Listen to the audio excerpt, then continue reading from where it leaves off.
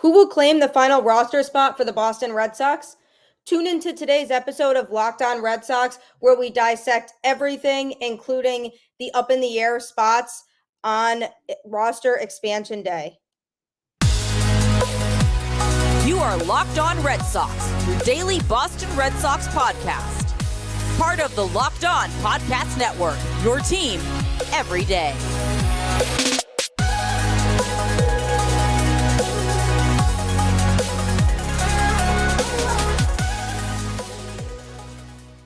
Hello and welcome to Locked On Red Sox, part of the Locked On Podcast Network, your team every day. I'm your host, Gabby, former ESPN social media associate and current host of the Boston Balling podcast, here to bring the latest to you in all things Boston Red Sox, Monday through Friday, straight to your favorite podcast feed. Today's episode is brought to you by FanDuel. Make every moment more.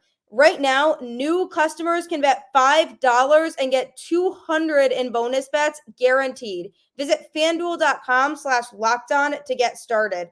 Don't forget also, SiriusXM has you covered for all Red Sox home broadcasts. Just download the app and search Red Sox, and the home broadcast will be there straight to your feed for every Red Sox game, so you don't have to miss a single pitch.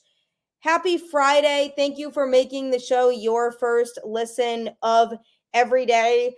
And happy roster expansion day. Today is the day that Major League rosters expand from 26 to 28 players for the month of September. So I'm going to be going into what that could mean for the Red Sox, who might claim the last roster spot, and really diving into it on today's show.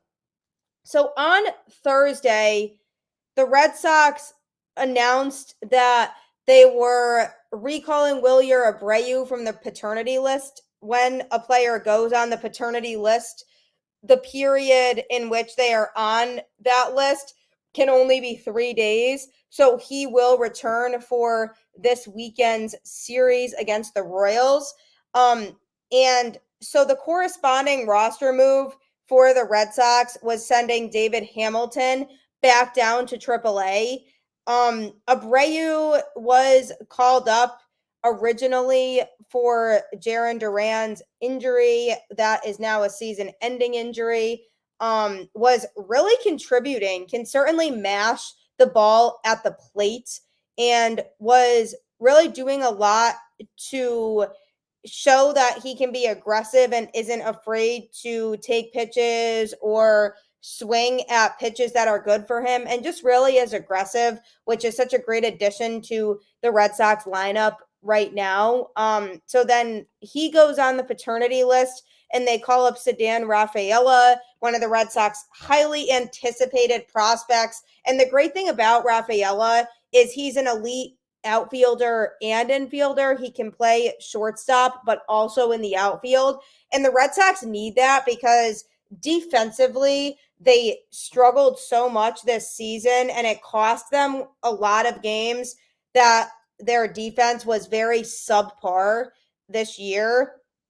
So from the standpoint of having a player who is versatile and can play in the infield and the outfield as well as he does, makes Rafaela an automatic weapon for the Red Sox to be able to keep longer term. So he got his opportunity when Abreu went on the paternity list, and it was very exciting for the Red Sox to be able to have him. He went 2 for 5 with a double and an RBI in 2 games. And it's just hard to argue that he should be sent down to AAA. The belief by a lot of people was that he would get sent back down when Abreu was reinstated from the paternity list. But now it appears that they are both staying because the corresponding roster move was not sending Rafaela back to AAA, but rather sending David Hamilton down. It definitely made some sense that the Red Sox chose to take the route of sending Hamilton back down to AAA because, for one, he is an infielder, not both an infielder and an outfielder. So just automatically, because of that, it makes Rafaela just a deeper threat to other teams and a more useful weapon for the Red Sox to have. So that's one thing that gave Hamilton a little bit of a disadvantage to Rafaela, was his inability to play both in the outfield and the infield. And also Rafaela was making more happen at the plate. He was making contact, like I said, recorded an RBI.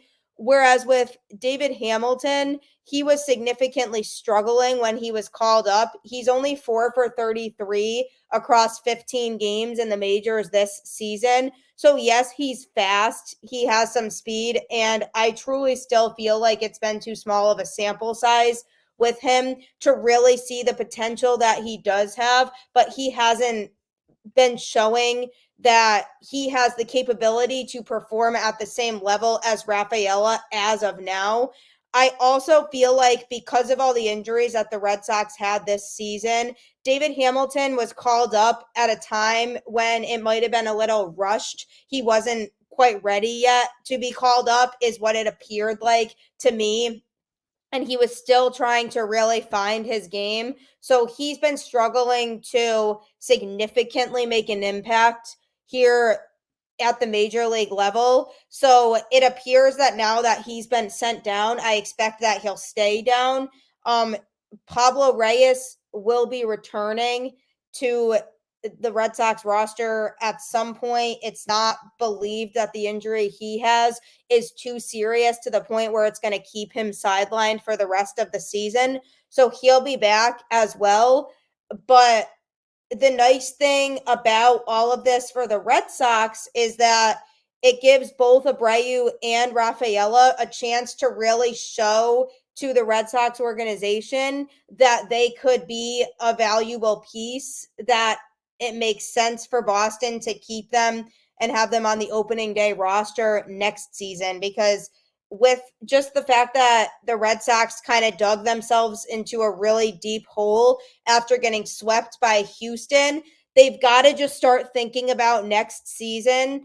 And even if there's some growing pains that come with having Rafaela up at the major league level, if I'm the Red Sox, I'm dealing with those growing pains, letting him figure it out now when the team is very much in a position where they're playing more now to figure out what's going to work for them next year and who's going to be on the roster next year. So by having Rafaela up for the whole month of September and him being able to really get a good 5 to 6 weeks under his belt going into next season could pay dividends for him. I use Casas as another example of this, as somebody who was called up late in the season last year and got to get a little bit of exposure, got to get his feet wet a little bit, and didn't really make much of an impact, but that's okay because he was still very fresh. And look at what it did for him now and the season that he's been having this year in Boston over at first base. I think it can be absolutely beneficial for players to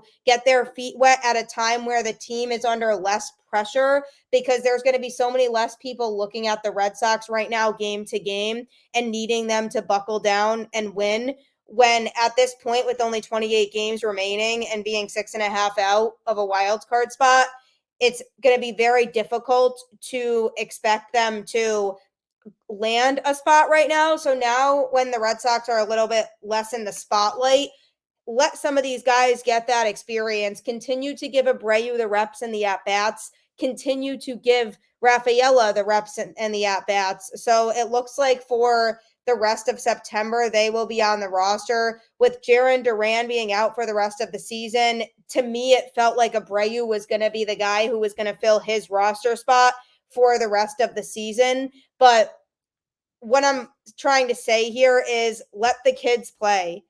This is the time to let the kids play, really let them figure it out. Let Rafaela find what makes him comfortable and warm up to hitting at Fenway. And same with Abreu, who certainly has a hard bat and can hit for power. So now is the perfect time to do that. So that presumably, is going to be how the Red Sox handle it, because those, in reality, at the end of the day, are players who have a lot of potential to do big things with this Red Sox team down the road. So let the kids play and rosters for the month of September will be finalized today. So on that note, I'm going to be talking about next another roster decision that the Red Sox have to make in the direction they could possibly go in.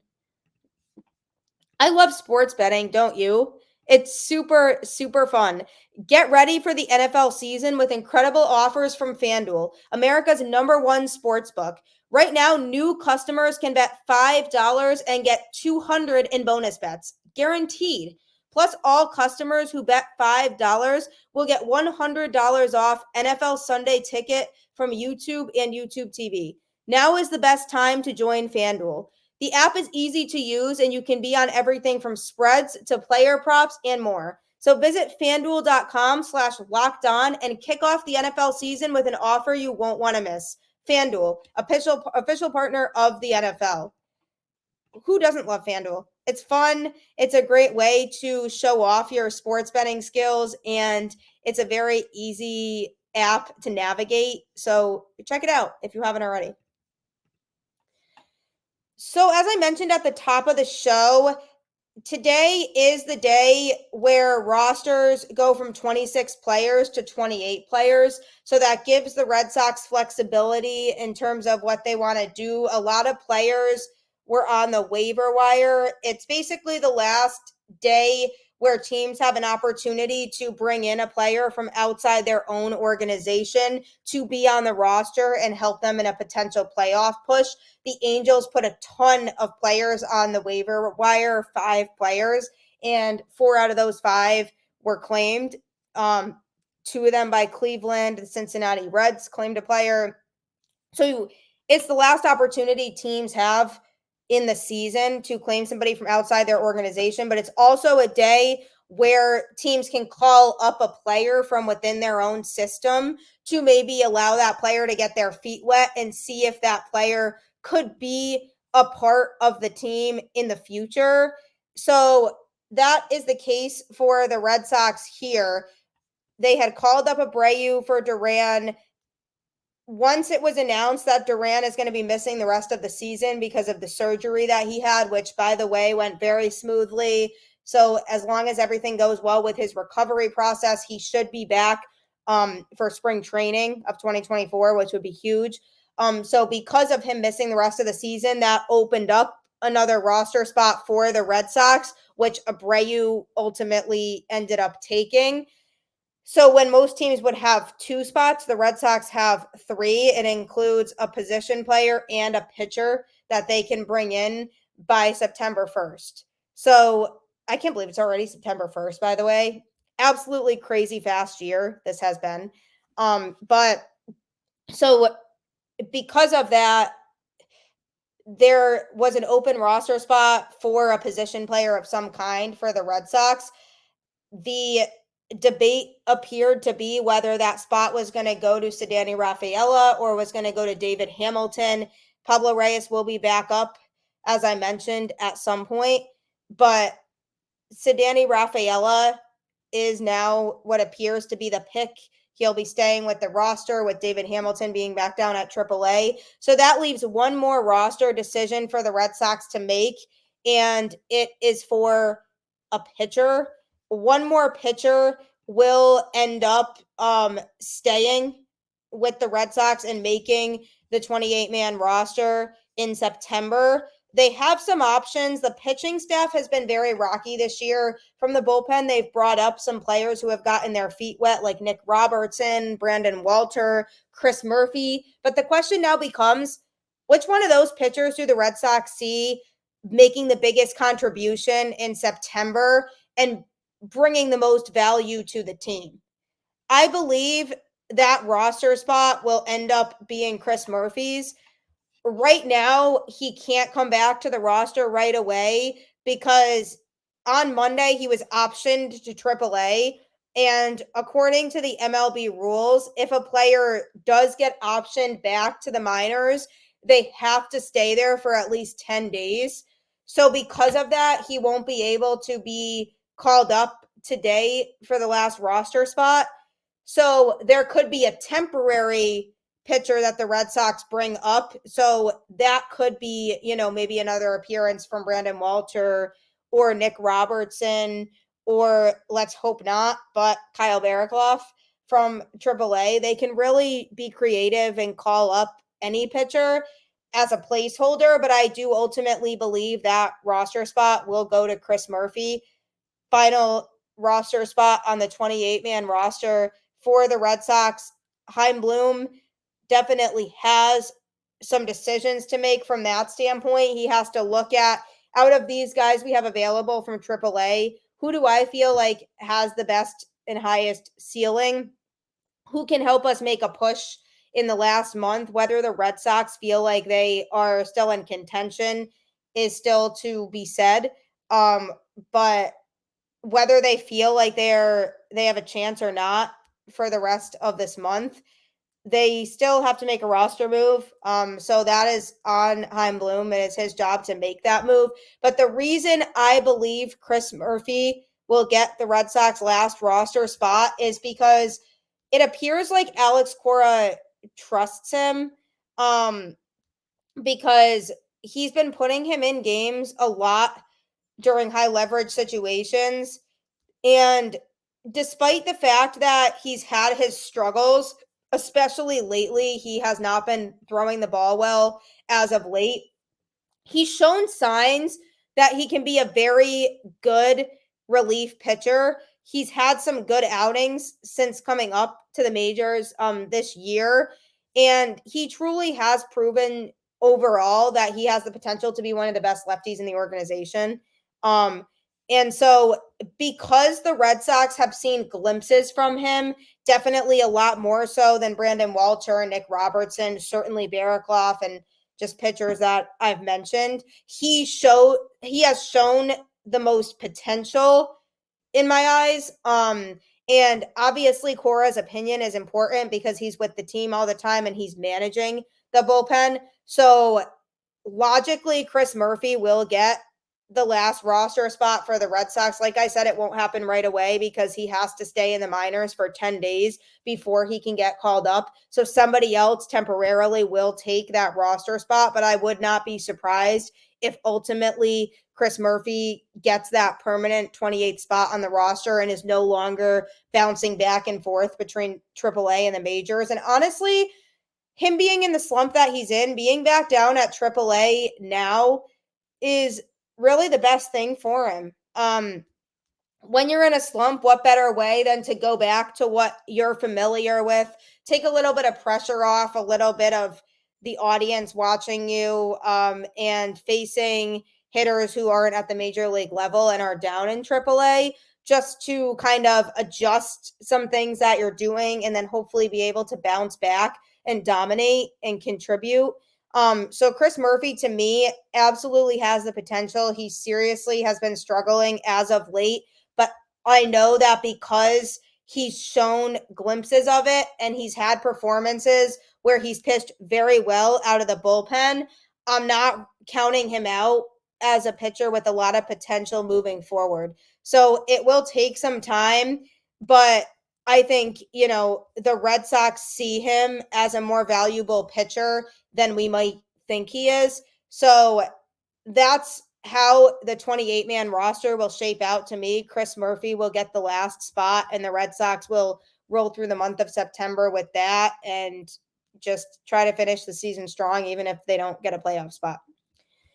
Coming up, I'm going to be talking about the conversation that Chaim Bloom and Alex Verdugo had after Wednesday's game, after the Red Sox were split by the Astros. Lots of speculation surrounding that, so I'm going to try to make a little bit of sense about that next. But don't forget to follow and subscribe to Locked On Red Sox on your favorite podcast platform, where you can get the show Monday through Friday for free straight to your feed. Who doesn't love free? It's the best thing in the world to me. So it's free. You can get new Red Sox content daily straight to your feed. Subscribe, share it with your friends and family who are Red Sox fans, and they can join in on the fun as well. Don't forget to follow me on Twitter at GabbyHurlbut10 and follow the show on Twitter at LO_Red Sox. And also, SiriusXM does have you covered for all Red Sox broadcasts. Are you ever looking for a way to keep track of what's going on in the game when you're driving?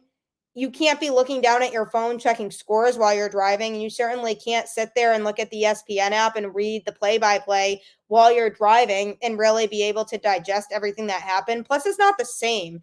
I've never liked just looking at, the play-by-play for some innings and trying to catch up on what happened, because you don't really get the full feel for what happened in the game by doing that. You see, Alex Verdugo struck out looking.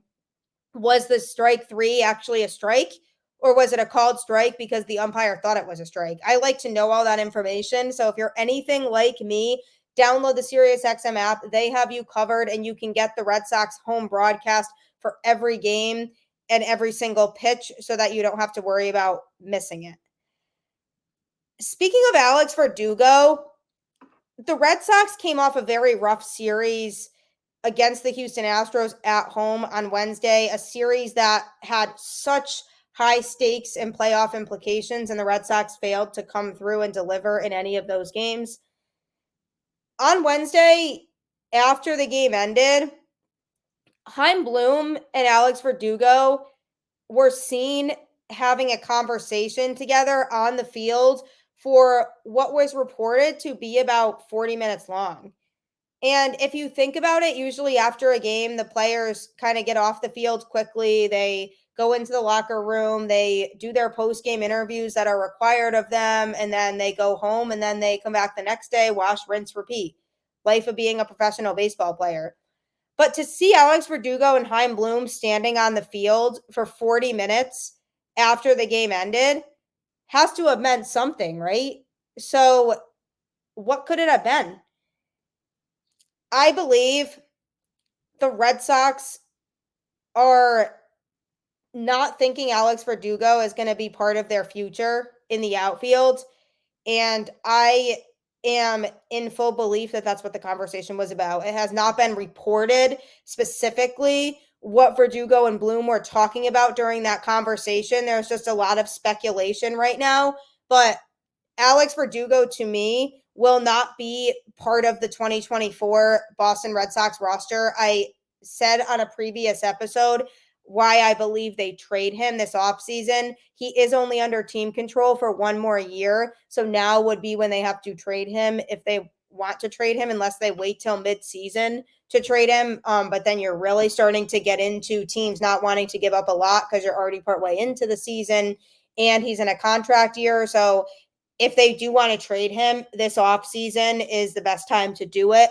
When you look at the Red Sox outfield situation, I mean, lots of decisions to make. Adam Duvall's a free agent. Will they bring him back? They have Yoshida locked in for a few years now. After this, he can hit, but his defense has not been good at all this year. He has a -7 run differential on defense, and the way that he just kind of has an inability to make the right play at the right time defensively a lot is a concern. But he'll stay because they really primarily brought him here for his bat. They didn't expect to bring him here and have him be the best defender in the world. So he'll stay. And now with the resurgence of Wilyer Abreu and Ceddanne Rafaela, both are outfielders, and obviously Rafaela platoons, but if he stays up and he's continuing to hit and perform and show that he can play defense in the outfield and at shortstop effectively, then what do we need Verdugo for at that point? If that is the case, if the conversation was about the fact that Chaim Bloom doesn't see Alex Verdugo as part of the future in 2024 and beyond, I respect him a lot for having that conversation with Alex and pulling him aside after the game and trying to explain to him why he might be moved if he is moved, because it's always heartbreaking to see, and I'll use Christian Vasquez as an example because he was a recent one. When a player gets traded to another team and they don't exactly expect it, it can be really rattling and also heartbreaking for that player. And Christian Vasquez found out while he was doing a pregame interview when the Red Sox were playing the Astros that he was getting traded to Houston last year around the trade deadline. And you could visibly see his face and he was really upset. And I feel like he just didn't see it coming at all. So Chaim Bloom, if he doesn't see Alex Verdugo as part of the future in the outfield, him having a conversation like him and spending that much time with him to say, hey, we really appreciate what you've done for this organization, but we have to go in a different direction. Like, we'll try to, get you the best situation you can possibly be in this off season. I respect that a lot by Bloom, because from that standpoint, he's prepping Verdugo for that situation. If that were to be the case, and he said, hey, you will not be part of the future of the Boston Red Sox organization. I'm going to have to move you after this year. At least then, when the season is over and Verdugo gets a call saying he was traded to XXX team, he's not super shell-shocked by it. And I think it would leave a better taste in his mouth with the Red Sox organization, with the way that they handled that. And I think he would have a lot more respect for the Red Sox, because as sad as it is, at the end of the day, it is a business.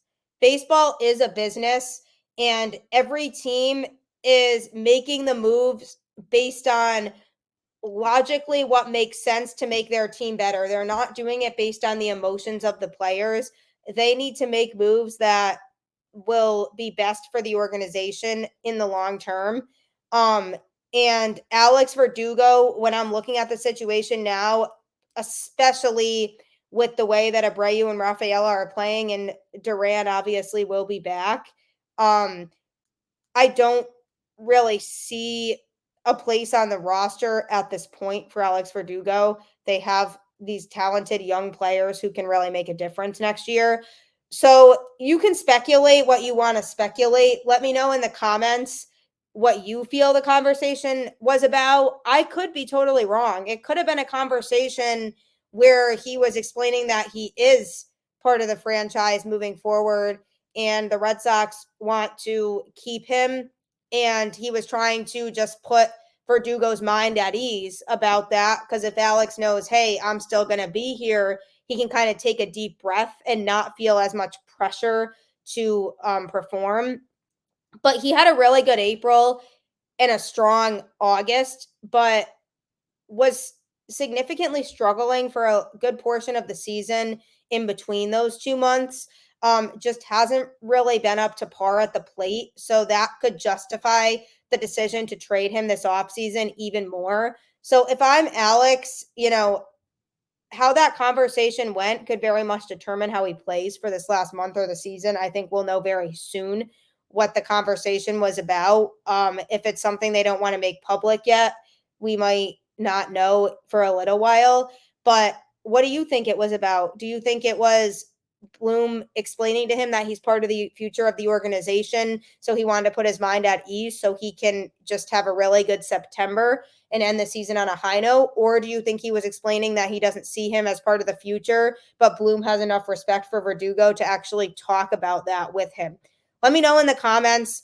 I believe it is that he is not part of the Red Sox organization. I don't think we see Alex Verdugo in a Red Sox uniform to start the 2024 season, but that could be construed a lot of different ways. 40 minutes is a long time. So leave a comment. Let me know. Keep the faith. Go Red Sox. Have a great weekend, and I will talk to you on the flip side.